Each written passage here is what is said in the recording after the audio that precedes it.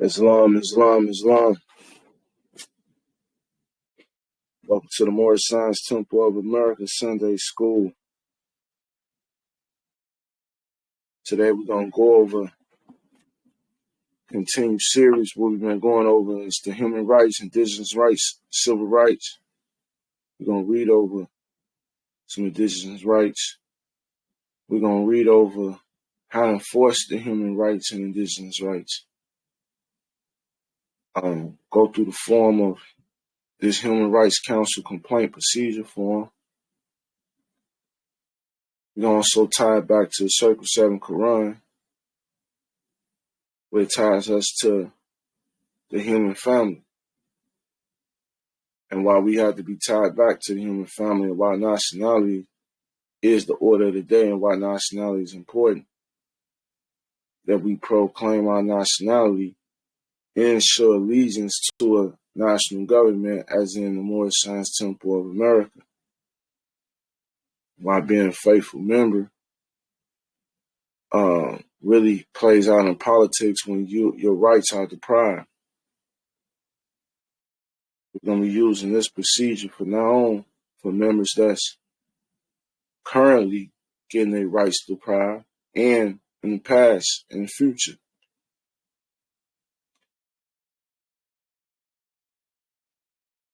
Please all rise for the reading of the Moorish American Constitution.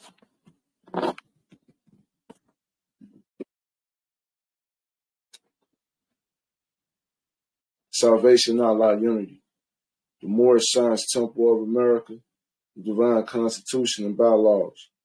Act 1.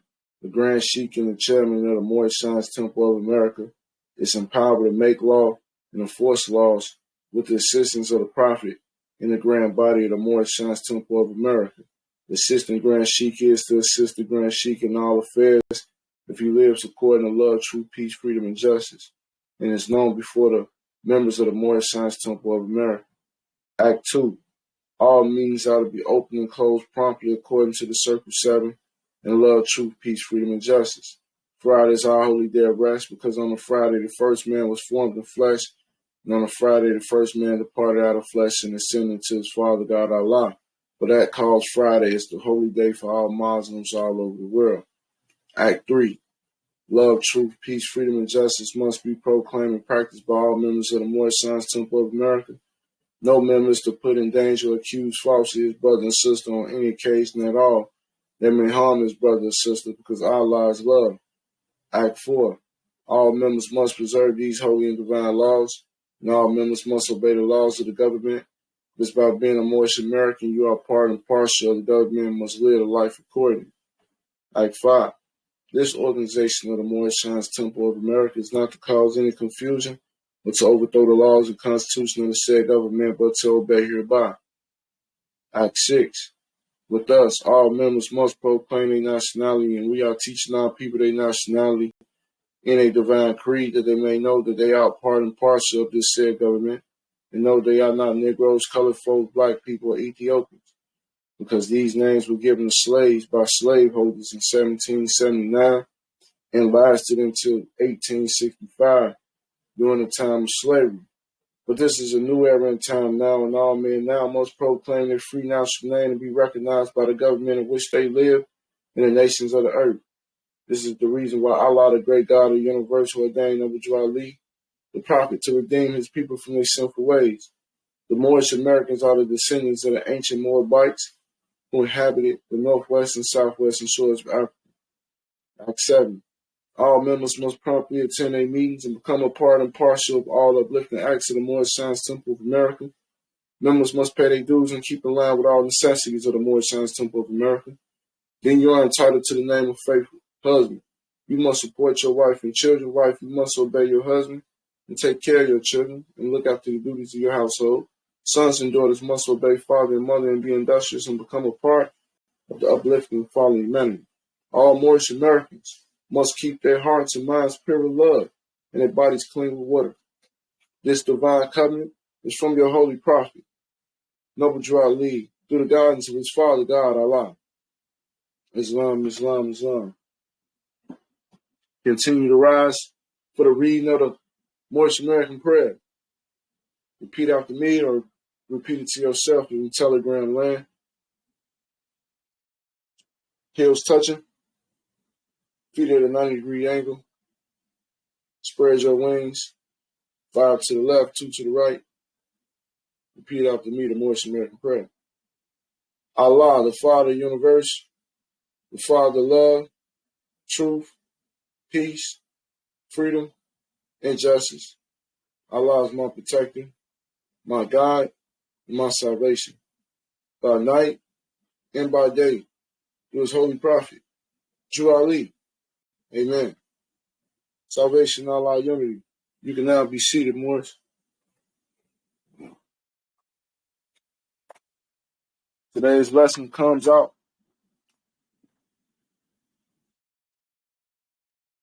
the Circle 7 Quran, the Holy Quran of the Moorish Science Temple of America.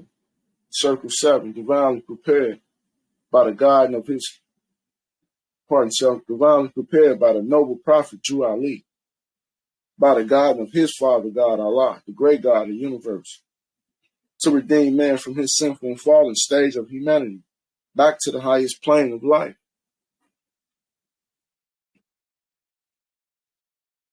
Let me know if y'all can hear me out there clear in Telegram land. Islam? Islam, you good?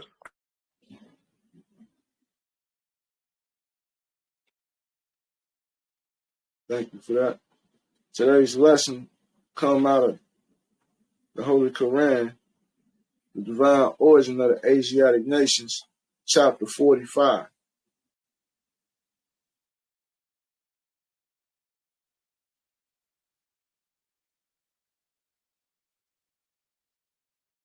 This is the missing 18 years. The missing 18 years of the Holy Bible. The secret lessons. Only revealed to man. First time ever revealed to man and the people of North America. The genealogy of Jesus. Holy Day service, we went through what it meant to have the genealogy of Jesus. What it meant to be a Moorish American descendant from the ancient Moabites. What does that actually mean? We went through what are the human and divine true records of the human family, being the Holy Bible, the Quran of Mecca by Muhammad, in the Circle 7, Holy Quran. The Holy Quran, Circle 7, ties us back to the human family by denouncing the trademarks of Negro, Black, and Colored.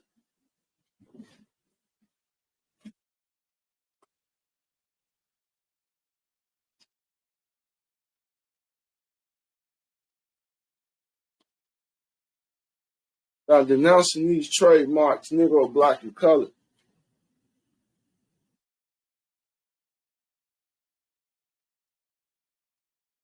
we tie ourselves back to the Moroccan treaties in the human family, the family of nations, and also the law of nations, to the international community. By turning ourselves back to the human family, proclaiming our indigenous status, what we do is now we can enforce our human rights. Very important that we understand how to enforce our human rights by understanding our Circle 7 Quran and our divine origin. When we go through our divine origin, our genealogy leads us to the very first people who inhabited the earth. Our genealogy leads us back to before the great Atlantic Ocean was formed and a great earthquake happened. Our genealogy ties us back to the Moabites, who was descendant grandson of Noah.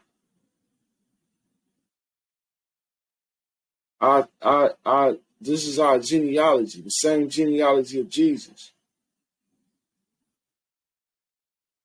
Chapter 45, the divine origin of the Asiatic nations.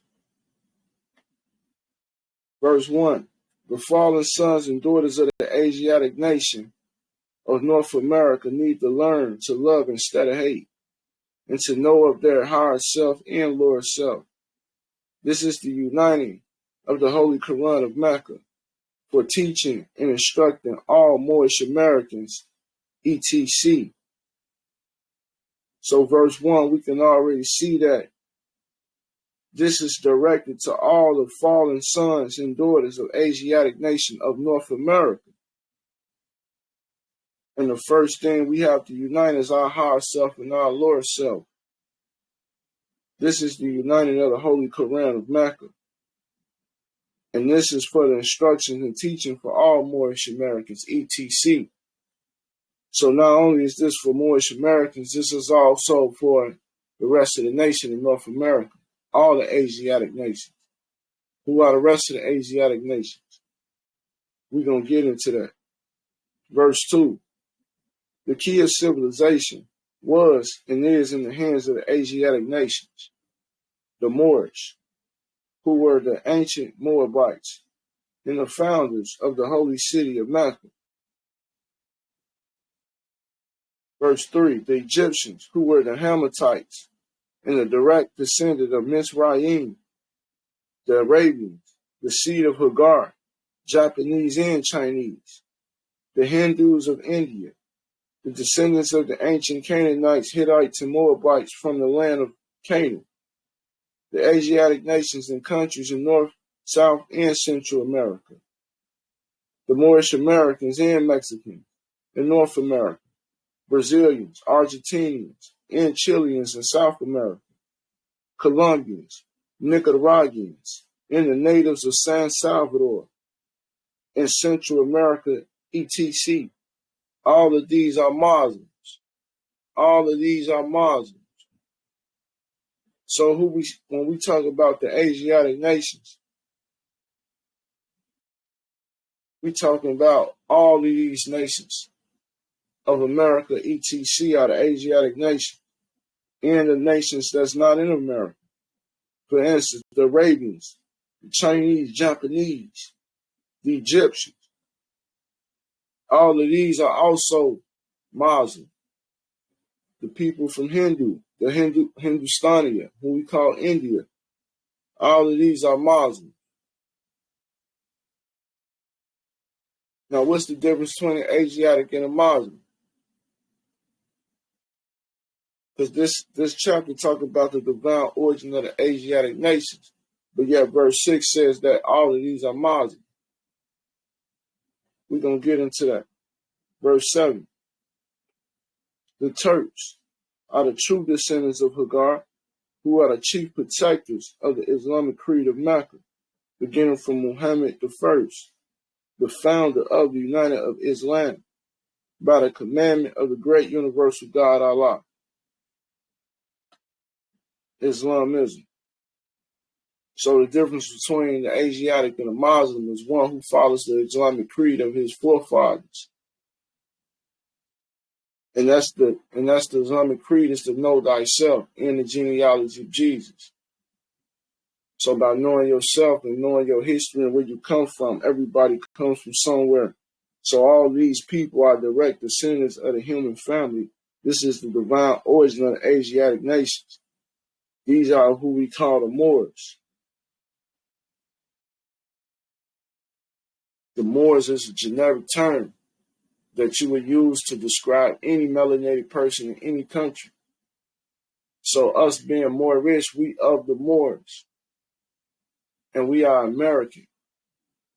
Our one-on-one keys say, what is your nationality? Moorish American. He said, why are you Moorish American? Because we are descendants of Moroccans born in America.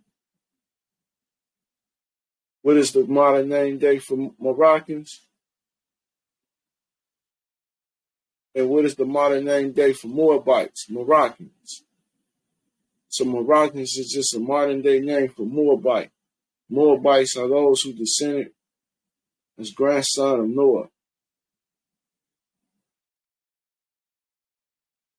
So when we talk about our lineage, we can tie our lineage back to the Holy Bible, all the way back to the beginning of the first people, first civilizations. We have evidence of what our claim is. Anytime you had a dynasty, all dynasties had to have a claim to right. They claimed some type of ancestry that gave them the right to rule or the right to have a position on the throne. Like the Umayyads who ruled Europe. When the Umayyads ruled Europe, they ruled under the claim that they was from the ancient Umayyad tribe who united Islam on the Prophet Muhammad back in the 500 BC. So they started the Umayyad dynasty from the Umayyad community. Prophet Muhammad the first, he was the first who come and united the Sufi Islam and the Sunni Islam under one political community and made the Quran the law of the land. He started a body politic called the Umayyad community. And he was able to end the oppression that they was under because they was getting taxed for their energy. So he stopped them from getting taxed on their energy and getting enslaved. So 50 years after that, after his death, that's when the Umayyad dynasty was formed in South Europe, I should say, when they went inside Europe and took over and conquered in 711. In the year 711, the Moors, known as the Umayyad and Arabians, Moors, took over Europe and ruled for 700 years until 1492. And until they fell because of their claim of right. One claimed that they was descendants of Muhammad and they should be the emperor. And then another sect claimed that they should rule because they was direct descendants of the Umayyad community. And that it should have been an election. So you got to know your history as being a Moorish American from the ancient Moroccans, known as the Moabites. How does that tie us back to that ties us right back to history when we talk about the Bible, being Moab, being direct descendant of Noah. See, the Europeans can't have no claim of right like that. The Europeans can't claim that they come from direct descendant of Noah.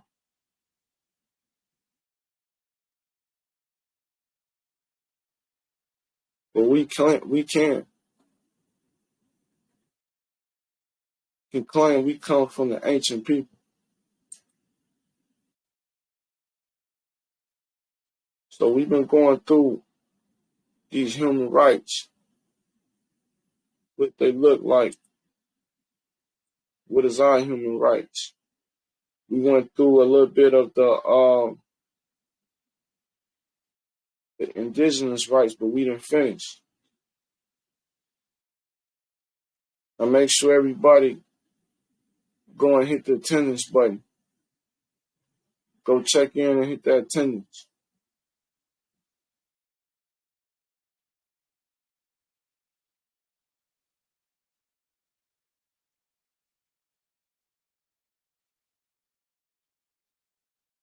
Go hit the attendance if you can. Check in.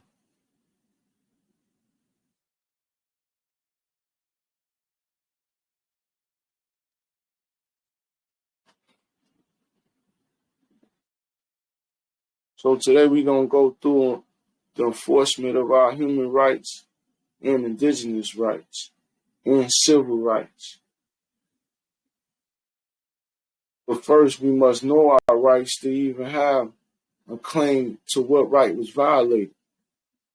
A lot of times we don't have the right claim because we don't have the information available to us about what rights is violated. Now, last class on Holy Day service, we read what was the aim of the United Nations.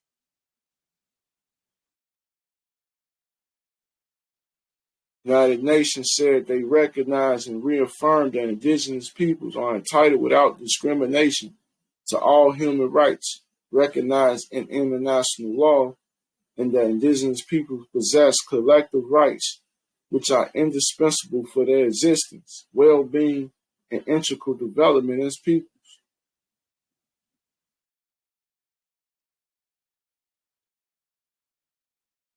So now we're going to go into the articles of that meeting and what was the conclusion of the rights that they declared that we should be informed of enforcing.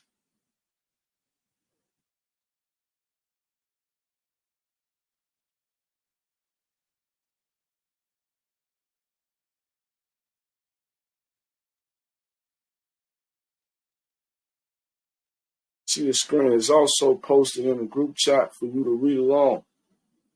Let's get a volunteer reading on that. Article 1. Indigenous peoples have the right to full enjoyment.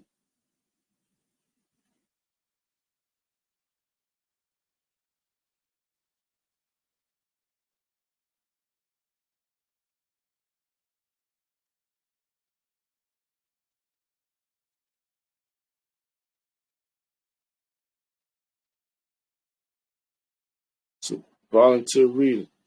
You want to volunteer to start this. What you're going to learn is the reading. Hold on, let me see. I can start reading. Hold on. From Article, what are we reading from Article 1? Yes, from Article 1. Article 1. Indigenous people have the right to full enjoyment as a collective or as an individual or of all human rights and fundamental freedoms as recognized in the Charter of the United Nations, the Universal Declaration of Human Rights, and International Human Rights Law. International Human Rights Law. Article 2. Indigenous people and individuals are free and equal to all other peoples and individuals and have the right to be free from any kind of discrimination in the exercise of their rights, in particular that based on their indigenous origin or identity. Article 3. Indigenous people have the right to self-determination. By virtue of that right, they freely determine their political status and freely pursue their economic, social, and cultural development. Article 4. Indigenous people, in exercising their right to self-determination, have the right to autonomy or self-government in matters relating to their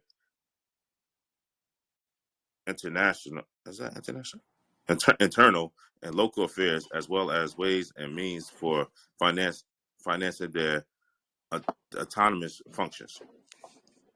Islam. So that's the first 4 articles. You can already see the rights that it's telling us to enforce.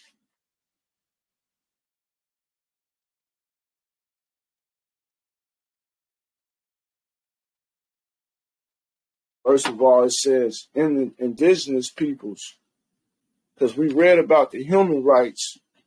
That was the first thing we covered, human rights and civil rights. Now we cover indigenous rights because it's a different set of rights. As a human, you have a set of rights given to you by Allah, God, Allah, the great God, the creator, whatever you call your creator. When we talk about indigenous rights, that's rights given to you by your creator, but also through your gene and your lineage.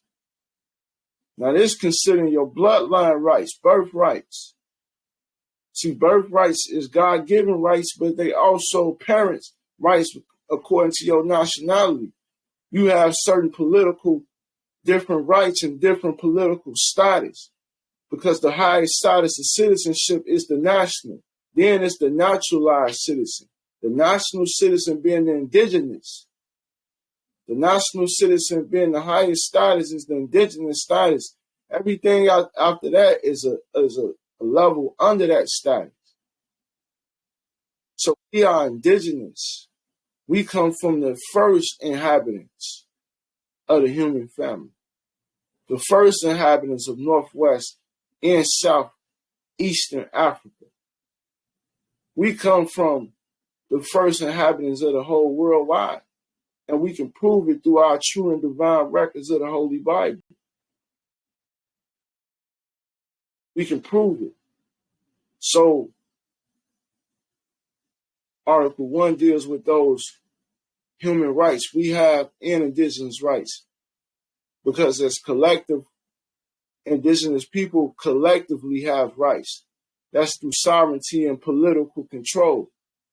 Through our Moorish Science Temple of America being an indigenous government, we need no recognition from the United States to operate.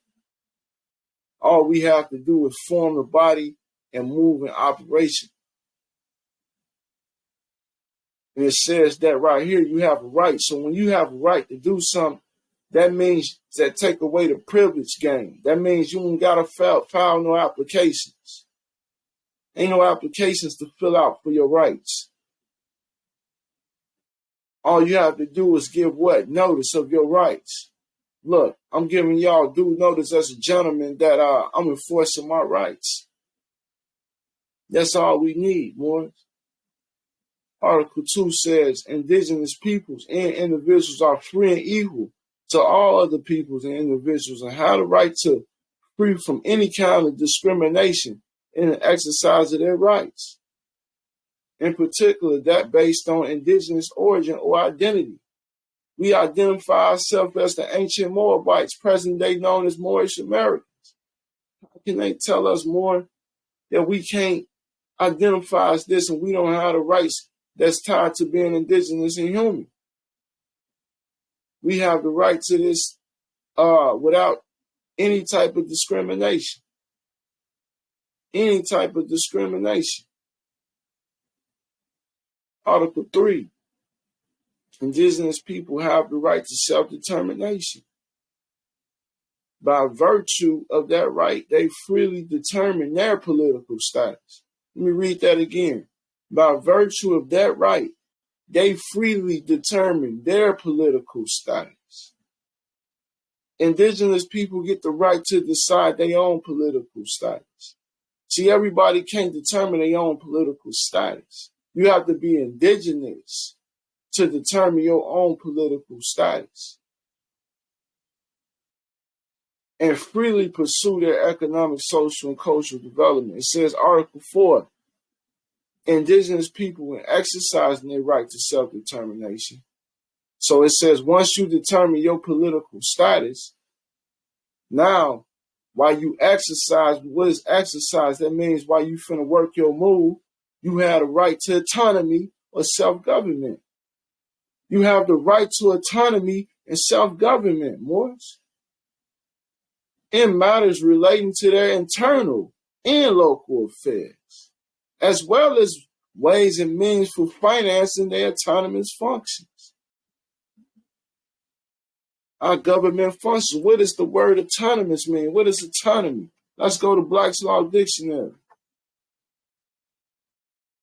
Let's go to the Black's Law Dictionary, Mo. We gonna get so much of this Black's Law Dictionary, Mo. You're gonna be like, man, what? These videos ain't nothing but, these classes ain't nothing but definition classes. But we gotta learn new language in here called legalese. So let's look at the word autonomy, which is a legalese. Autonomy says the political independence of a nation. Let's read that again. The political independence of a nation. The political independence of a nation. That means that we don't have to be a part of the United States. The 14th and 15th Amendment It's not needed for the salvation of our people, according to our prophet. It says the right and conditional power of self-government. Let's read that again. The right and condition of power of self-government. The right and condition of power of self-government. You have a right to self-government on the Moorish Science Temple of America, Mo. We ain't got to ask no permission. The prophet ain't have to come and register nothing and ask no permission, Mo, because he had the right to do it. He had the ancient blood running through his bloodline, Mo, just like we do. And he came and let us know, Mo, we ain't no Negro, black, and colored.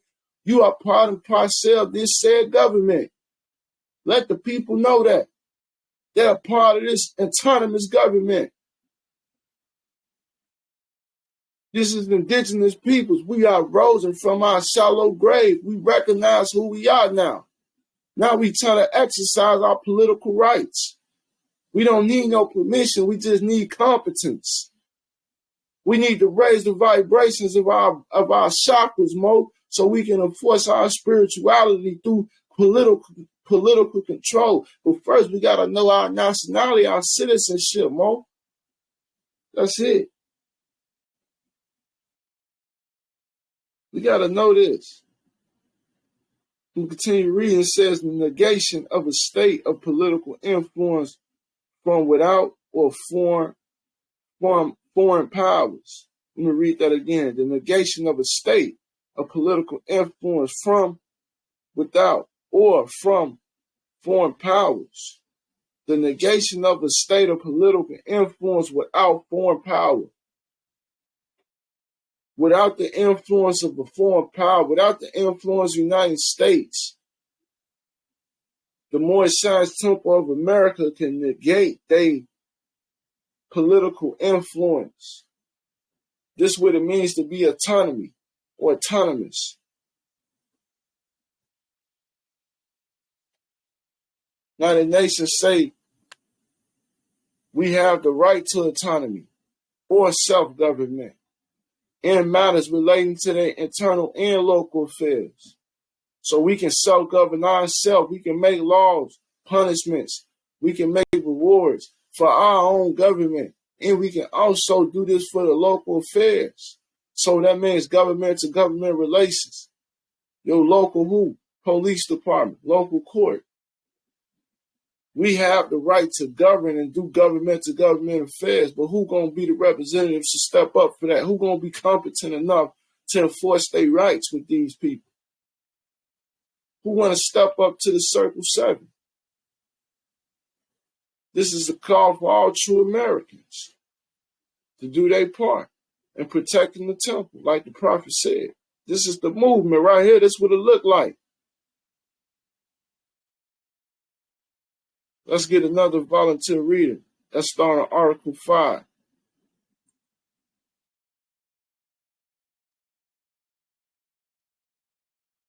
Let's get the next volunteer in now. Peace and love, fam. I got you, Moab. Peace and love, Xavier Johnson Bates. Article 5.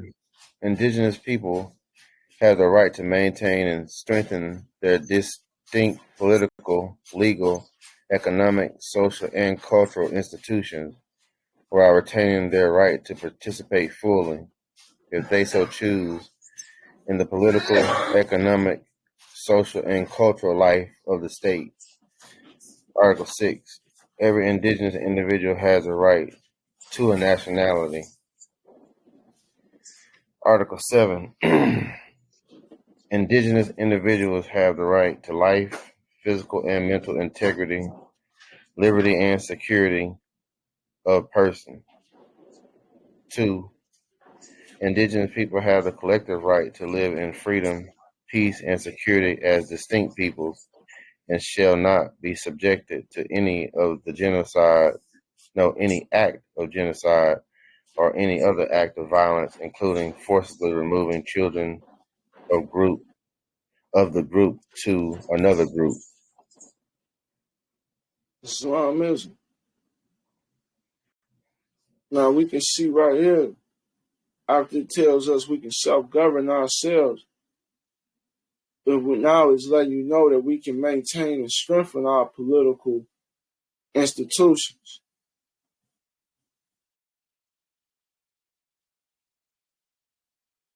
And we can participate with the life of the other states. So it's saying, like Article 5 says, that we don't have to end relations with the United States. Whatever life of that state, whatever life you have in that state, you still can retain that and participate in that. See, a lot of times these Moors say, like, okay, we got to go off grid. But you necessarily don't have to go off grid. You just have to correct the status. And you can still self-govern ourselves while participating in their state affairs. Because they state affairs was set up by us for our benefit. We the beneficiaries of the United States. We the ones set it up for the all Americans that came over here naturalized, whether they Chinese, Japanese, whatever. They can have a political status over here. A naturalization, a natural federal government for the colonies. I mean, the ones that want to stay over here and get money over here. They'll pay taxes to us through our political status that we gave them as a naturalized citizen, being a United States of America citizen.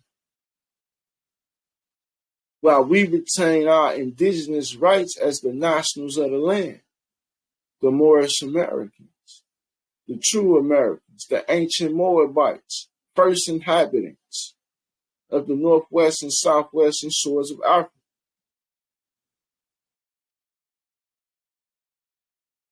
Article 6 says every indigenous individual has the right to a nationality. Now, why would they say you have to have a right to a nationality? Because we've been deprived of our nationality as being indigenous.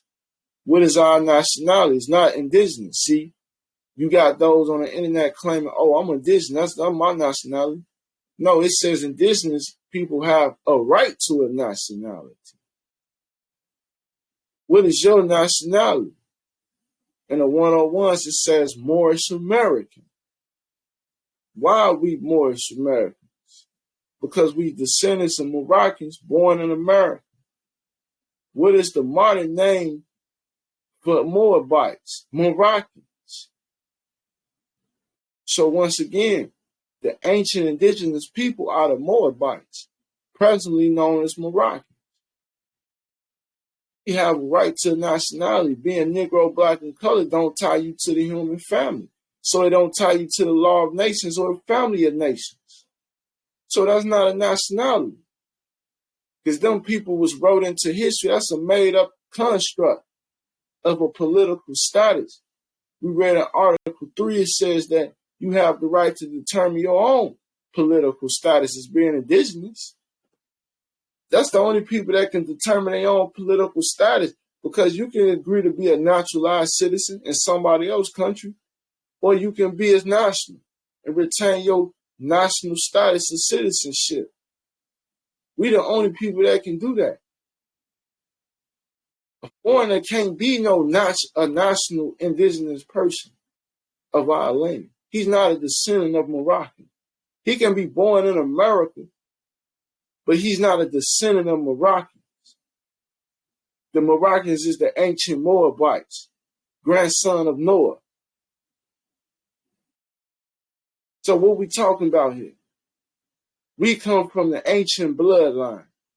They can't claim that, so they can't be indigenous people. So we have a right to nationality. They can't just have us saying we black and cut ourselves off from our indigenous nationality. So this is what we can enforce on these people when we in court with them and they trying to say, well, the Moorish American, we don't know nothing about the ancient Moabites, all that. Man, look here. We got the right to a nationality. I can say I'm a part of the human family. I'm flesh and blood right here, ain't I? I'm not an artificial person. I'm not Negro, Black, and colored.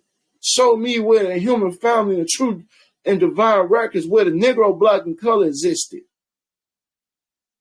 Ain't nowhere in history Negro, Black, and color was attached to the human family. Not of the true records. Only the Moabites, Canaanites, Hittites, Hamathites, Amorites, seed of Hagar, seed of Moab, seed of Noah. What seed that come from? What seed the Negro, black, and colored people come from? They can't keep on forcing us on these artificial constructs, Moab. They're going to have to release us and let us free because these people are making declaration. Now they committing war crimes and genocide. So that's what the next Article 7 goes into. It says that indigenous people have a right to freedom, peace,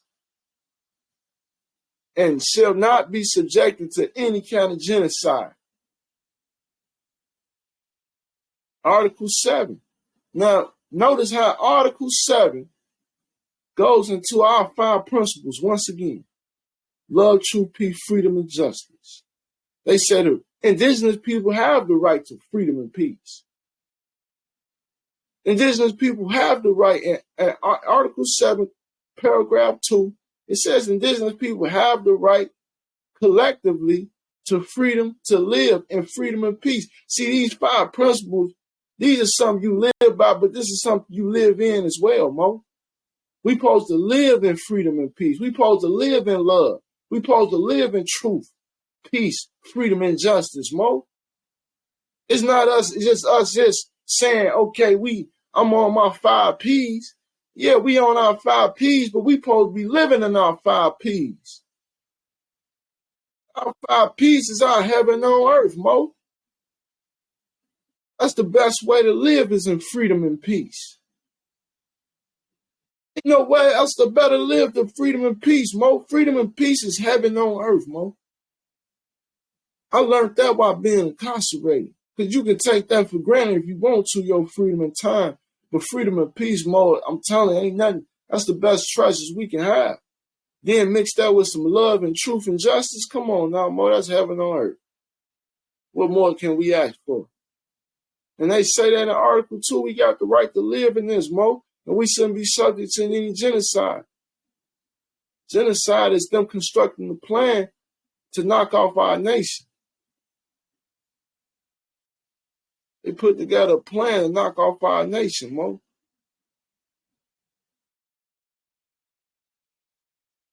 Now let's continue reading this. How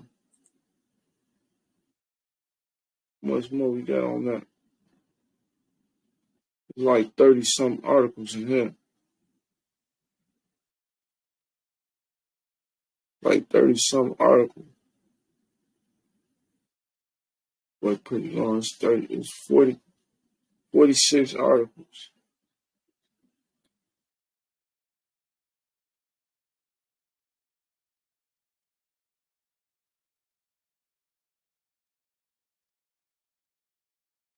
We're gonna read Article 8 and stop there. Article 8. Let's get a volunteer reading there.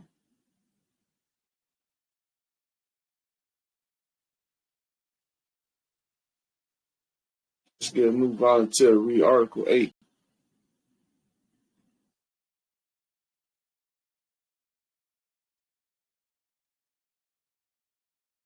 Article 8.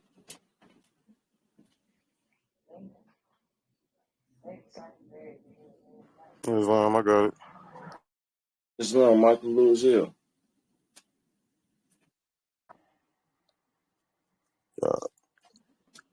Article 8. Indigenous peoples and individuals have the right not to be subjected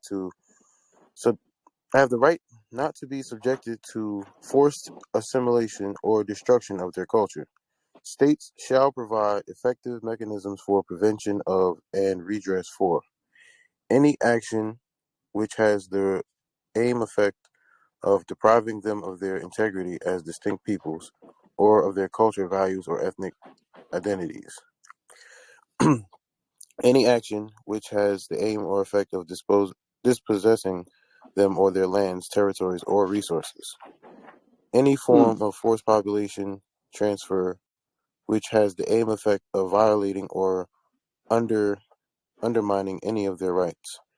any form of forced assimilation or integration, any form of propaganda designed to promote or incite racial, ethnic discrimination directed against them.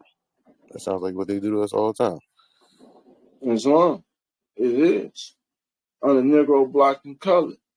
This is what they're doing. Forced assimilation, forced integration. See, they can't force us to integrate with them. We can be a separate nation if we choose to be.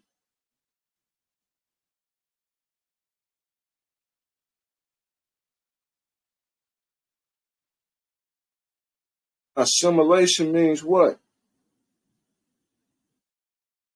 It says assimilation means the process of becoming similar to something. The absorption and the digestion of food or nutrients by the body or any biological system. The process of taking in and fully understanding information and ideas. So we don't have to, they can't force their ideologies on us. They can't force their food on us. And they can't force us to become like them. We don't have to do what they, you know what I'm saying? Our culture can live how we want to live, dress how we want to dress, act how we want to act. Whatever we want to do, we got the right to do it. They can't force us into assimilation, and they can't force us to do anything in the destruction of our culture.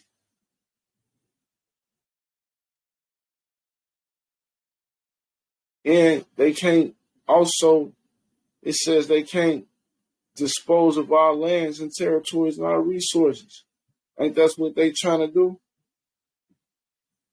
They trying to get rid of farms right now. They disposing of the resources in the land. And they can't force us into integration. They trying to force us to integrate. See, we need separation without segregation. What that mean, Mo? What that mean is we need to separate from them, depend on ourselves, be self-reliant. But we don't need to necessarily segregate them from doing business with us. They can still do business with us on a certain level with us. But we don't need to have these Europeans. We don't have to live in their neighborhoods and things like that. We can start our own community that can be safe for us. We can have our own resources. This is what Article 8 describing us. And we don't have to be forced into interrogation or forced assimilation. Or we don't have to eat from their restaurant. We don't have to go to their McDonald's. They don't have to be the only resource for us to eat. We have the right to be self-reliant. Basically what this is saying. We can rely on ourselves more. We can have separation without segregation.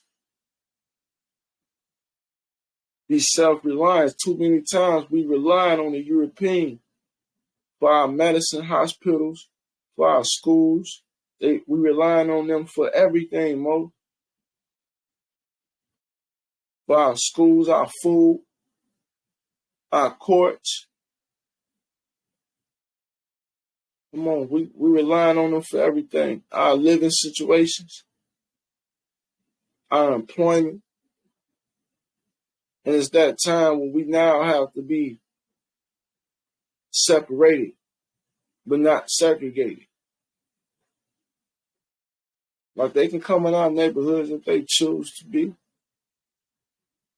They can do business with us. We don't hate the European. We're not speaking radical about anybody in any organized organization. We're just saying as indigenous people, we have a right to establish our own culture, our own community, and self-govern ourselves, and to self-determine our own political status. So that means nobody can determine your political status. Nobody can say you're a Negro, black, and colored, Mo. You have a status that nobody can take away from you. Only you can determine that. They can't say you're a resident of Texas. They can't say you're a resident of Georgia. They can't say you're a resident of New Jersey. You have the right to determine your political status. You let them know I got a national domicile. Let's read the definition of nationality. Black's Law Dictionary.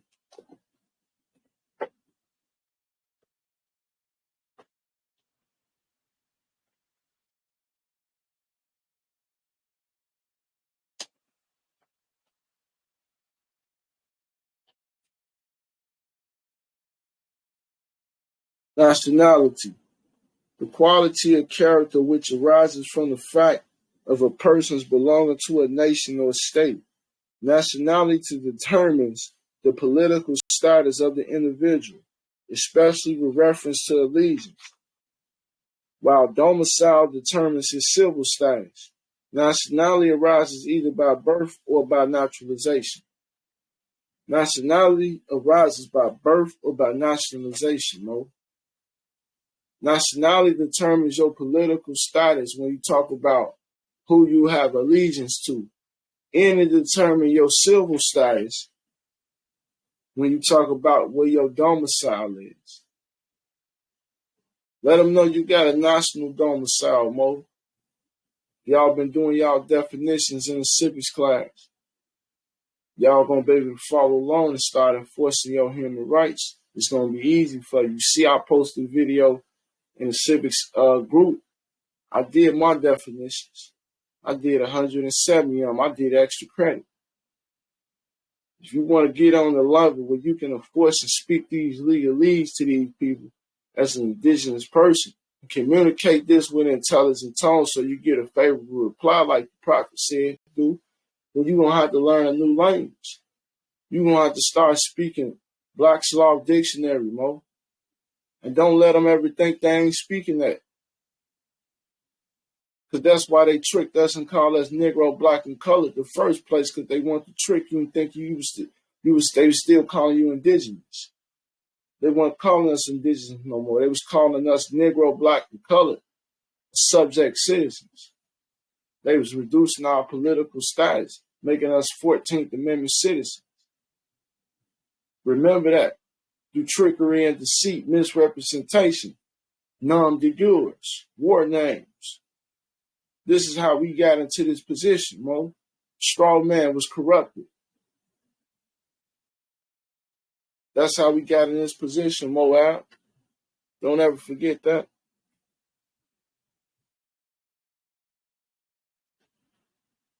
Islam, anybody got any questions? This is Sunday school.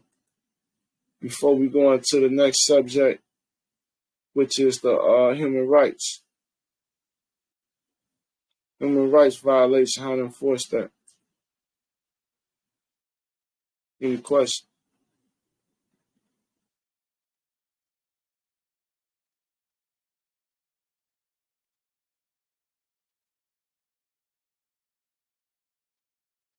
So how can you bring people up on charges in the United Nations World Court or whatever? So you couldn't bring an individual in the world court like one-on-one. What you would do is, as collective, as a body politic, as a collective, we have to bring them to court.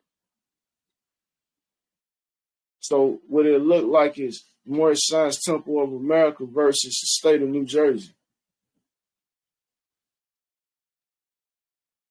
That's the power. That's the power of the body politic we have. See, when you're in the international realm, only organizations go against each other. That's the straw man. So you use your straw for the international political arena. So, like for instance, you had in 1956 France versus United States. That's how we had to take them. So we had to take them Moorish Science Temple of America versus United States of America, Incorporated. That's how we had to take them to the internet. Not as an individual. As an individual, you can do a human rights complaint against them. And that's what we're going to cover today. How to, as an individual, if you like individually deprive of your rights. That's what we're going to cover today. with this Human Rights Council complaint procedure.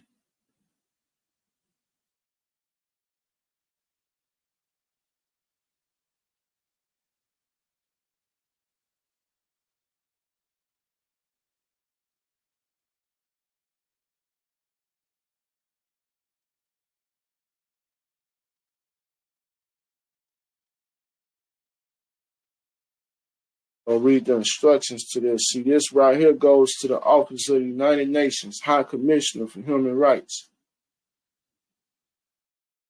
And the human rights, this office is in Geneva, Switzerland. That's where the United Nations is held. So this is where you'll be sending your correspondence to, all the way to Switzerland. They got a location in Washington, D.C. too. You can give notice to. Let me see it.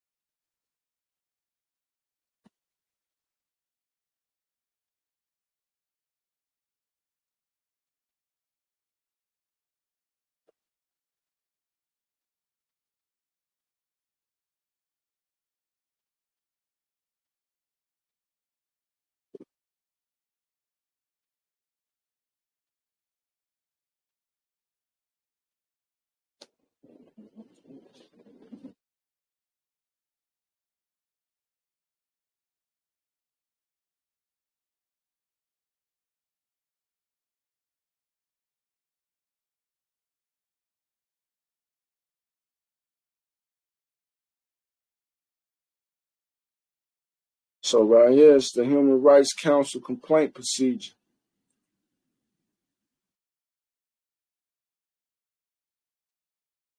Addressing human rights violations. So this is the procedure right here what we want to familiarize ourselves with.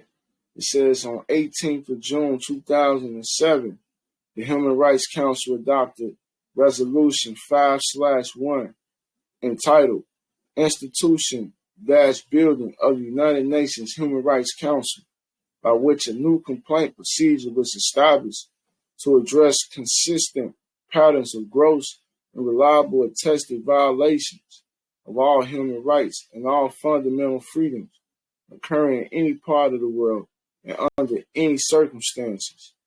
The complaint procedure addresses communications submitted by individuals, groups, or non-governmental organizations that claim to be victims of human rights violations or that have a direct, reliable knowledge of such violations. Like the former 1503 procedure, it is confidential, with the view to enhance cooperation with the state concerned. The new complaint procedure has been approved where necessary to ensure that the procedure be impartial, objective, efficient, victims-oriented, and conducted in a timely manner. History of situations considered since the establishment of the complaint procedure. Complaint procedure publications. How does the complaint procedure work? Pursuant to paragraph 94, Resolution 5-1, the chairperson of the Working Group of Communications, together with the Secretariat, undertake an initial screening of communications based on the admissibility criteria set in paragraphs 85 to 88 of Resolution 5/1. Manifestly ill-founded and anonymous communications are screened out. Communications not rejected in the initial screening are transmitted to the state concerned to obtain its view on the allegations of violations. Both the author of a communication and the state concerned are informed of the proceedings at each stage. Two distinct groups, the Working Group on Communications and the Working Group on Situations, are responsible, respectively, for examining written communications and bringing consistent patterns of gross and reliable attested violations of human rights and fundamental freedom to the attention of the Council. Click in this section for more information on both working groups and closed meetings of the council. So right here is letting you know the procedure is based on two groups, and they outline it in the resolution 5/1. Right, so we don't have to look that up as well, but it's dealing with, they saying basically you're going to be informed on each stage of the proceeding. So once you send in your communication, they're going to let you know if it's accepted. And if it's accepted, then they're going to let you know what the next stage is. All right. Let me see. It says, what are the criteria for communication to be accepted for examination? So now this is how you qualify. And you notice it said that it had to be a pattern. They're looking for a pattern. So that's why we have to come in collectively like a group, as like a class action. But this is, we doing it as an organization, saying that this is repeated pattern of our violations, human rights has been, you know what I'm saying? And you can do it as an individual, but you want to show a pattern, so it's best to do it as a group, because then we can show a pattern how each time in this particular jurisdiction, this state is still violating our indigenous human rights, not respecting our nationality, right? So what are the criteria for communication to be accepted for examination? It says a communication related to a violation of human rights and fundamental freedoms is admissible, provided that. So it has to be a violation of human rights and fundamental freedoms. Okay? And it says, provided that it is not manifestly politically motivated and its object is consistent with the Charter of the United Nations, the Universal Declaration of Human Rights, and other applicable instruments in the field of human rights law. So it can't be politically motivated. It can't be just because you don't want to be a part of the United States. It has to be that they actually violated one of your rights. And once, that's why we went over what is your human rights. It says if it go against the Universal Declaration of Human Rights or other applicable instruments, because those are instruments in the field of human rights law. So don't the human rights and the Declaration of Indigenous Rights both say you have right to nationality.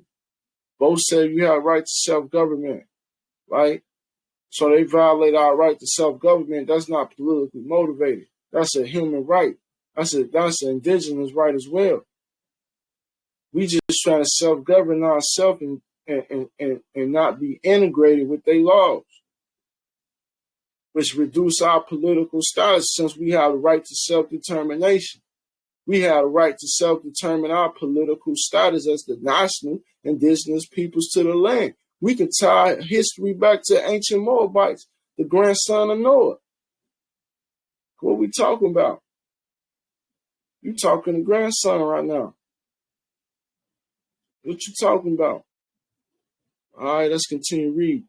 It gives a factual description of the alleged violations, including the rights which are alleged to be violated. So it has to give a factual description of the alleged violations, a factual description. So it can't be emotional. It can't be a rant. It can't be just you just saying something that didn't happen. It actually has to happen, had to occur.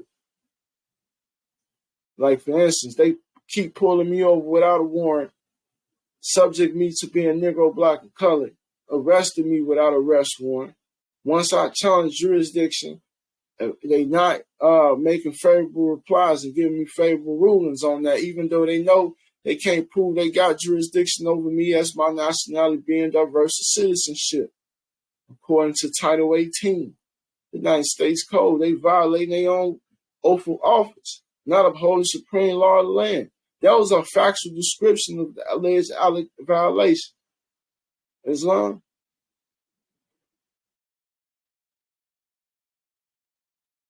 I'm going to continue reading. It says, its language is not abusive.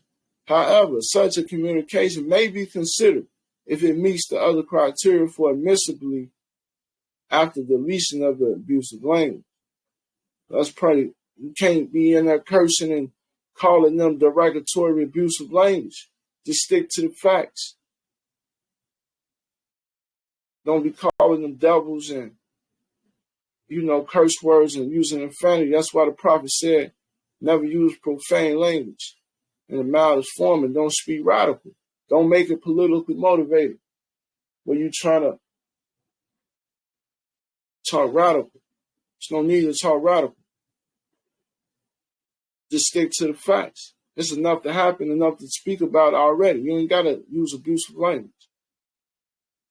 It says it is submitted by a person or a group of persons claiming to be the victims of violations of human rights and fundamental freedoms, or by any person or group of persons, including non-governmental organizations, acting in good faith in accordance with the principles of human rights, not resorting to politically motivated stance contrary to the provisions of the Charter of the United Nations, and claiming to have direct and reliable knowledge of the violations occurred. Nonetheless, reliably attested communication shall not be inadmissible solely because the knowledge of the individual authors is secondhand, provided that they are accompanied by clear evidence. So if you got real victims of violation of human rights, it can be a governmental organization or a non-governmental organization. It can be one person, it can be a group of persons acting in good faith in accordance with the principles of human rights. What's the principles of human rights? The five house rights known to humankind: love, truth, peace, freedom, and justice. So long as you move in love, truth, peace, freedom, and justice, and you're not lying on nobody, you got clear evidence, you can report it, or you can have somebody report it for you as a representative. As long as they got clear evidence, as long as they're not talking radical, as long as they have reliable knowledge of the violations occurred.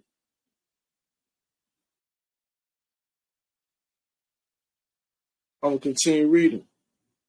It is not exclusively based on reports disseminated by mass media. So it can't be something you don't have an interest in, like it's just something that's on, like for instance, like the COVID.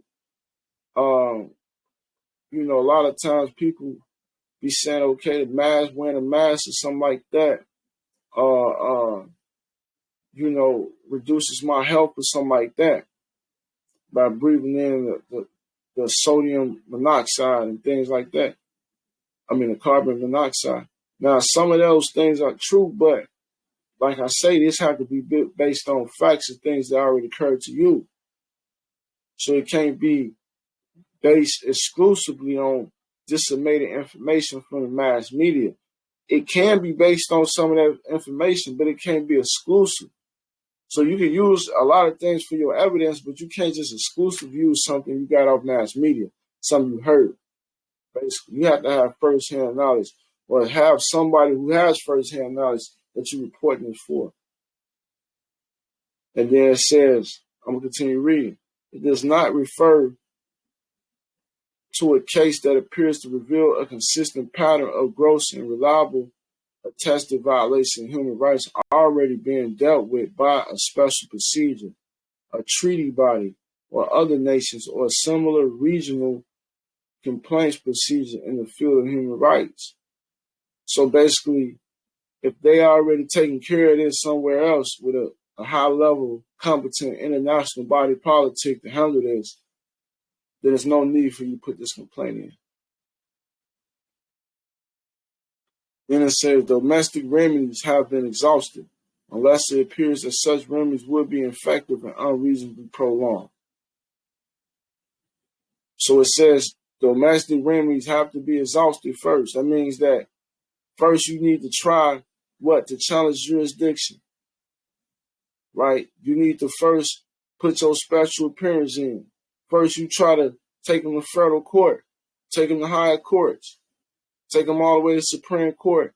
Once you can't get a favorable reply in none of the courts, then that's when you need to come to these people. This is not the first move you go to. Like, oh, they violated my rights. They just gave me a charge they ain't supposed to give me. Now I got court. So now I'm finna say sentence in for my human rights. No, first you gotta show where you exhausted your domestic remedies. When you try other ways first to resolve this without having to go to them first. If you ain't tried no other way, how you know they deprive you of your rights? You ain't even tried nothing. You think they automatically just gonna, you know what I'm saying, do away and honor your human rights? You gotta try to enforce it first. And then once you try to enforce it, you exhausted all those ways, now you come and put the human rights complaint in. I'm gonna continue reading. It says national human rights institutions establish and operate under the principles relating to the status of national institutions, the Paris principles, in particular in regard to quasi-judicial competence, may serve as effective means of addressing individual human rights violations. So it means that national institutions that's established, as long as they under the same principles and the status, they have the same status of a national institution. And when they dealing with a quasi-judicial situation, they still may address the individual rights, human violations for basically like the Moorish Science Temple can speak up for its members. Don't matter if we're dealing with a quasi-judicial situation or not. If, you know what I'm saying? Whatever your level of competence is, if it's quasi-judicial or not, what's the word quasi mean? Let's look up quasi. What does the word quasi mean so we understand what we're saying here?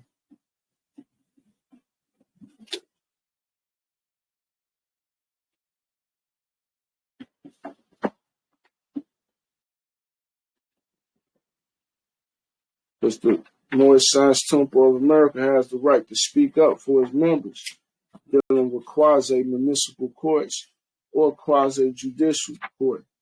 It don't matter. We have the right. So let's look up what quasi means so we even know who we dealing with when we say quasi.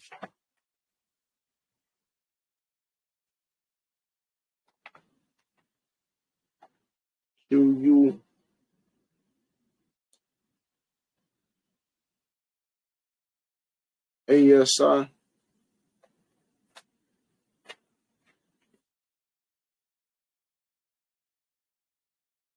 Quasi. Black's Law Dictionary, 6th edition. As if, almost, as it were, analogous to. This term is used in legal phraseology to indicate that one subject resembles another, with which is to compare in certain circumstances characteristics, but they are intrinsic and material differences between them, followed by citation. A term used to mark a resemblance or supposes the differences between two objects. It is exclusively a term of classification and implies that conception to which it serves as index is connected with conception with the comparison is instituted by strong superficial analogy or resemblance.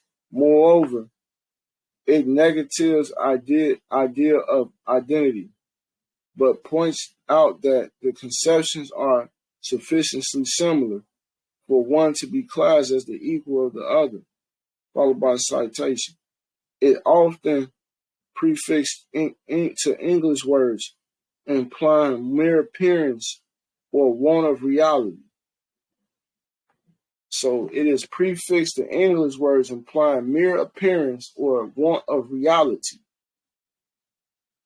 A want of reality. So that means a quasi-judicial competence means that you're dealing with a court that's not in reality a real court.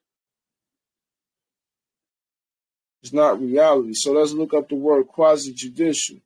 Quasi-judicial, a term applied to an action, discretion, etc., of public administrative officers or bodies who are required to investigate facts or ascertain the existence of facts, hold hearings, and draw conclusions from them as a basis of their official action, and to exercise discretion of a judicial nature.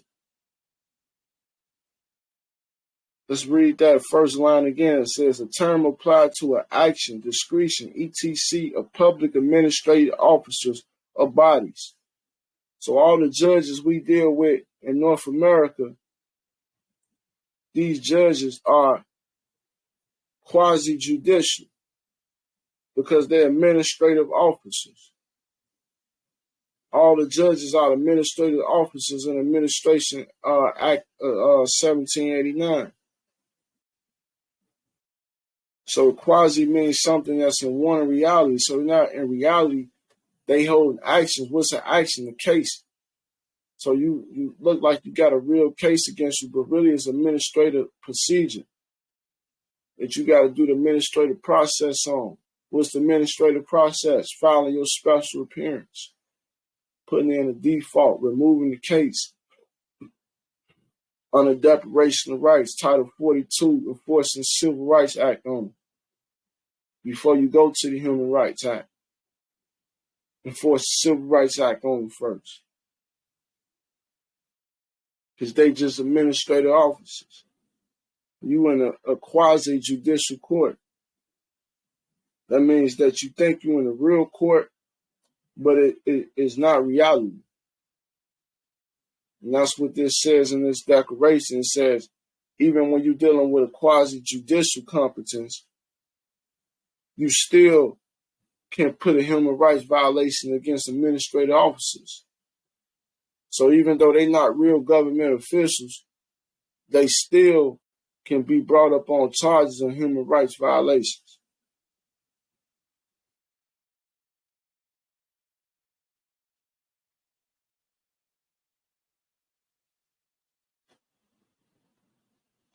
Anybody got any questions?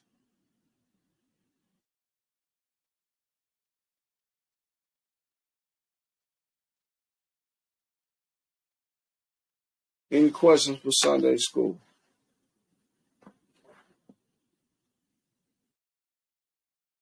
How to enforce your human rights. You file that complaint.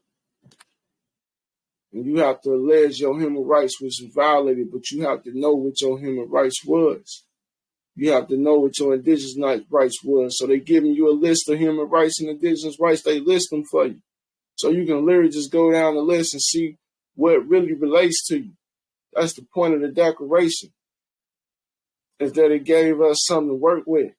Now you don't have to come off top of your head because, of course, we've been born in mental slavery. We don't know our rights. We don't know our birthrights. That's why we're here in the Moorish Science Temple of America, to learn our birthrights. Like the prophet said we was here to do. But you don't even know what it means to be born in America, descendant of Moroccan, ancient Moabite, and how to enforce them rights. So we have to have the declaration on what those rights look like by the United Nations. Go read them declarations so you will know what your rights look like, Morris. As we read in the Quran, the divine origin of the Asiatic nations is all in our hand. The key of civilization is in our hand.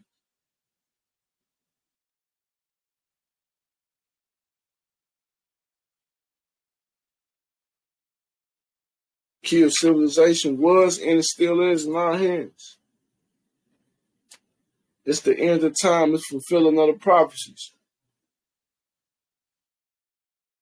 When I put up this Circle 7 list that's going out to all the governments, more it's time to become ADAPs so we can fulfill the prophecies of Prophet Noble Jew Ali, carry out the law. It's time to institute our own court this year.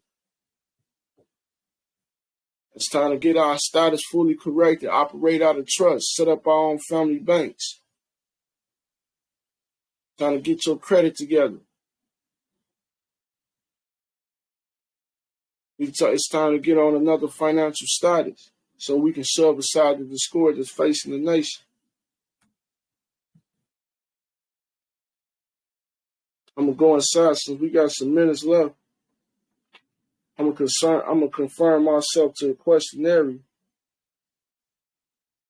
The one-on-ones.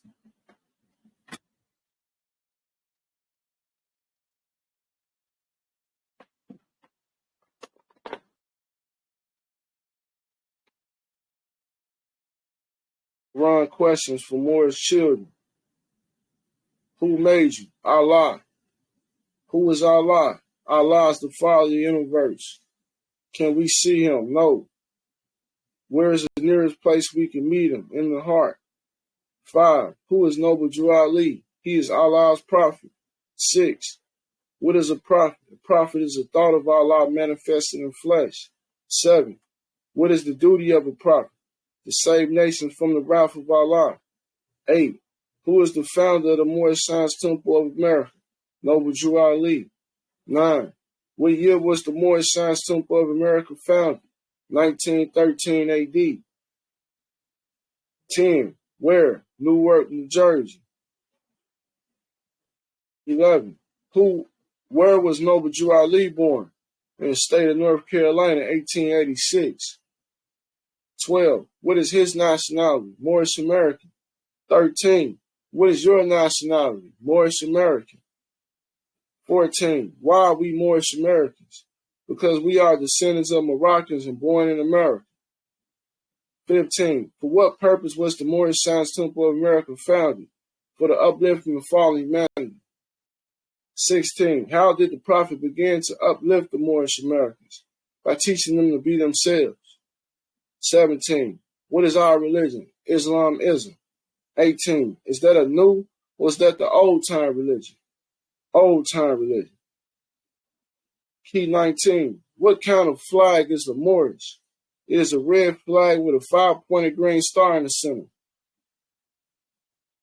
Key 20. What do the 5 points represent? Love, truth, peace, freedom, and justice. 21. How old is our flag? It is over 10,000 years old. 22. Which is our holy day? Friday. 23. Why? Because Friday is the day of which man was formed in flesh, and it was on Friday when he departed out of flesh. 24. Who was Jesus? He was a prophet of Allah. 25. Where was he born? In Bethlehem of Judah, in the house of David. 26. Who were his mother and father? Pardon, self. Who were his father and mother? Joseph and Mary. 27. Will you give in brief the line, genealogy, through which Jesus came? Some of the great fathers through which Jesus came are Abraham, Boaz, Baruch, Jesse, King David, Solomon, Hezekiah, and Joseph by Mary. 28. Why did Allah send Jesus to this earth? To save the Israelites from the iron hand oppression of the pale-skinned nations of Europe, who would govern a portion of Palestine at that time. 29. How long has that been? About 2,000 years ago. 30. What was the nationality of Ruth? Ruth was a Moabitess. 31. What is the modern name for Moabites? Moroccans. 32. Where is the Moroccan Empire? Northwest of Maxi. 33. What is the modern name for Maxi? Africa. 34. What is the title given to our ruler in Morocco? Sultan. 35. Where do we get the name Jesus? From the East. 36. What does the name Jesus mean? Jesus means justice. 37. Did the angel give to the child that was called Jesus a holy name? Yes, but it cannot be used by those who are slaves to sin. 38. What is an angel? An angel is a thought of Allah manifested in human flesh. 39. What are angels used for? to carry messages to the four corners of the earth, to all nations. 40. What is our prophet to us? He is an angel of Allah who is sent to bring us the everlasting gospel of Allah. 41. What is the everlasting gospel? It is the saving power that comes from Allah through our ancient fathers by his prophet. 42. What is the covenant of the great God Allah? Honor thy father and thy mother, that thy days may be long upon the earth land, which the Lord thy God Allah hath given thee. 43. At what age did Jesus begin to teach? At the age of 12. 44, sorry. Where did he teach? India, Africa, and Europe. 45. How long did he teach? 18 years. 46. What did Jesus say that would make you free? Truth. 47. What is truth? Truth is art. 48. What is art? Art is Allah. 49. Can truth change? Truth cannot change or pass away. 50. What other name do we give to truth? Holy breath. 51. What have you to say about holy breath? All we can say, it is great, it is good, it was, it is, and evermore to be. Amen. 52. At what place on earth was the physical part of man formed? In the Garden of Eden. 53. Where is the Garden of Eden? In the land of Canaan, in the city of Mecca. 54. What is the modern name for the Garden of Eden? Mecca. 55. What is the name of the first physical man? His name could not be used. Only by executive rulers of the AC of the MST of A. 56. What are the words AC of the MST of A? ADAP chamber of the Moorish Science Temple of America, third heaven. 57. Who were Adam and Eve? They are the mothers and fathers of the human family, Asiatics and Muslims. 58. Where did they go? They went into Asia. 59. What is the modern name given to their children? Asiatics. 60. Who is guarding the holy seat of Mecca today to keep the unbelievers away? Angels. 61. What is the modern name for those angels? Asiatics. 62. What is the shade of their skin? Olive. 63. Are the Moorish Americans any relation to those angels? Yes, we all have the same father and mother. 64. Give 5 names that are given to the descendants of Adam and Eve: Lucifer, Satan, devil, dragon, and beast. 65. What is the devil sometimes called? The Lord self. 66. How many cells are there? 2. 67. Name them. Higher self and lower self. 68. What people represent the higher self? The angels who protect the holy city of Mecca. 69. What people represent the lower self? Those who would cast out the holy city and those who accept their teaching. Key 70. What is the higher self? The higher self is the mother of virtues and the harmonies of life and breeds justice, mercy, love, and right. Key 71. Can the higher self pass away? No. Key 72. Why? Because it is Allah and man. Key 73. What does the lower self breed? Hatred, slander, lewdness, murder, theft, and everything that harms. Key 74. What did the higher self say to the lower self one time when he met him? Where are you going, Satan? Key 75. What was the answer that the lower self gave to the higher self? I'm going to and fro the earth, seeking whom I may devour. Key 76. Has he finished his task of devouring? Yes. Key 77. When was his time declared out? When he nailed Jesus to the cross. Key 78. What was the last words Jesus uttered? It is finished. Key 79. What did he have reference to? He had reference to the end of Satan. Key 80. Did Jesus say that he will return to conquer him? Yes. Key 81. Pardon self. Key 81. What is the name of the person to whom Jesus was first reincarnated? Prophet Muhammad, the Conqueror. Key 82. Was Satan to be bound in? Satan was to be bound in part. 83. When was the head of Satan taken off? 1453 Byzantine. 84. By whom? By Muhammad. 85. Name some of the marks that were put upon the Moors of Northwest by the European nations in 1774. Negro, black, colored, and Ethiopian. 86. Name Negro. 86. There's a typo in here. It says, okay, what is meant by the word Negro? Negro, a name given to a river in West Africa by Moors because it contains black water.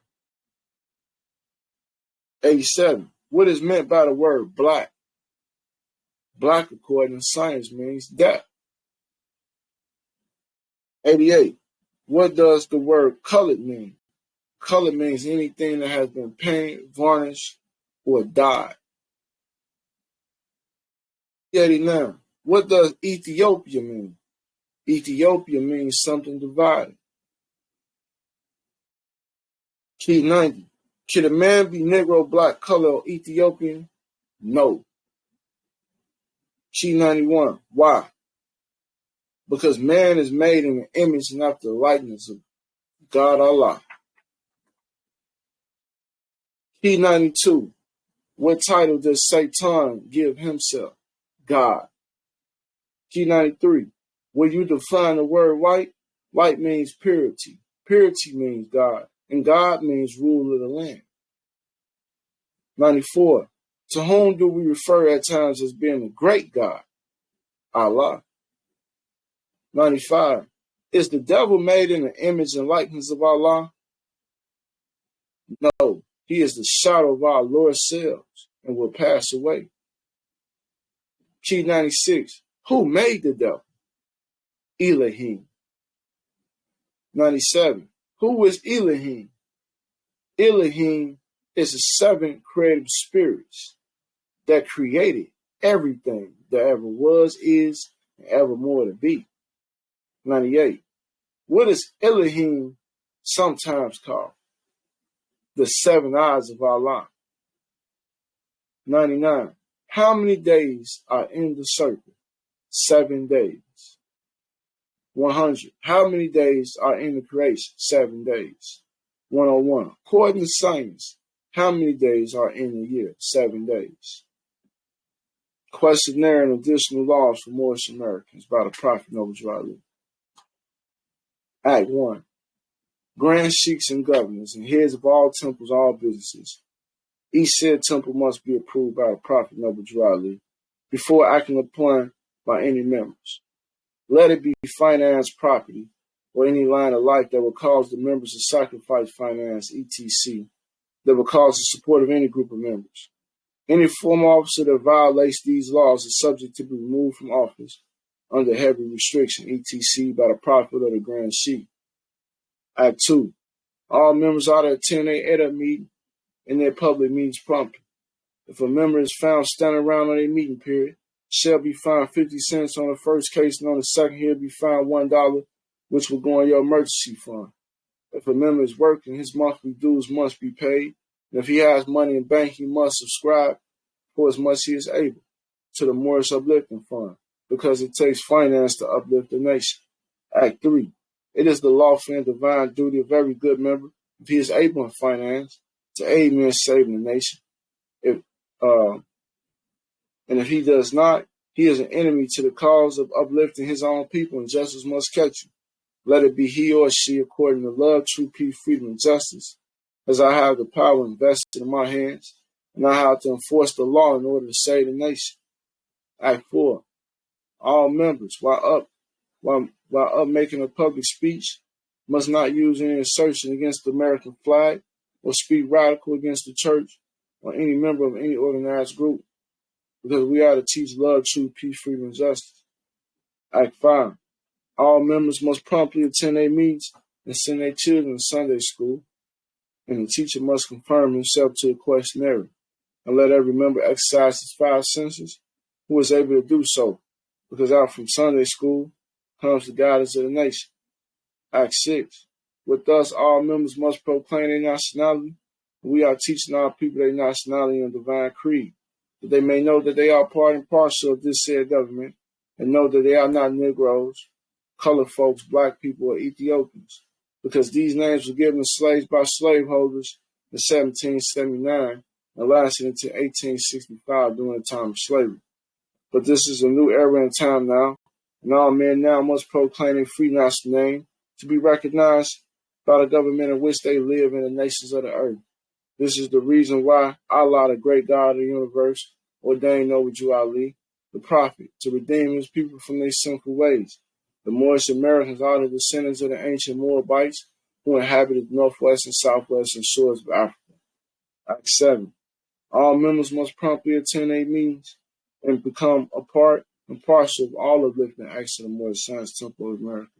Members must pay their dues and keep in line with all necessities of the Moorish Science Temple of America. Then you are entitled to the name of faithful. Husband, you must support your wife and children. Wife, you must obey your husband and take care of your children and look after the duties of your household. Sons and daughters must obey father and mother and be industrious and become a part of uplifting fallen humanity. All Moorish Americans must keep their hearts and minds pure with love and their bodies clean with water. This divine covenant is from your holy prophet, Noble Ali, through the guidance of his father God, Allah. Islam, Islam, Islam. We all please rise for the reading of the Moorish American prayer. Face the east. Heels touching. Feet at a 90-degree angle. Spread your wings, angels.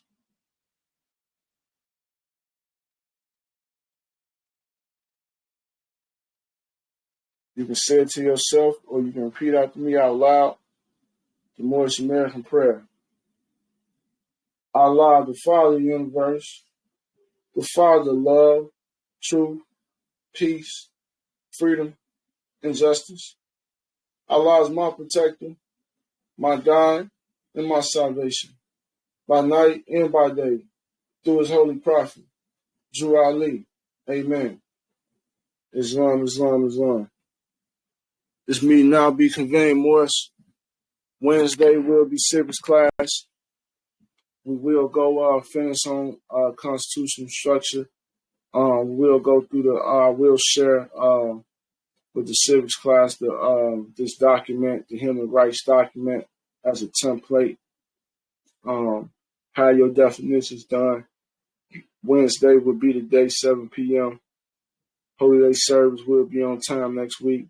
Next week, dues are due. Be the last Friday of the month. Next Friday, monthly dues will be due next Friday. So keep that in mind. I know I'll be late telling y'all, so I'm trying to be early this time. Let y'all know. Islam. Everybody, I'll come in peace. I'll leave in love. Peace and love. Pack out and more. Assalamu alaikum. Alaikum salam. Islam. Peace and love. Islam. Islam. Did you ever get in that Pacer account with those numbers I gave you? I'm gonna try when we get off.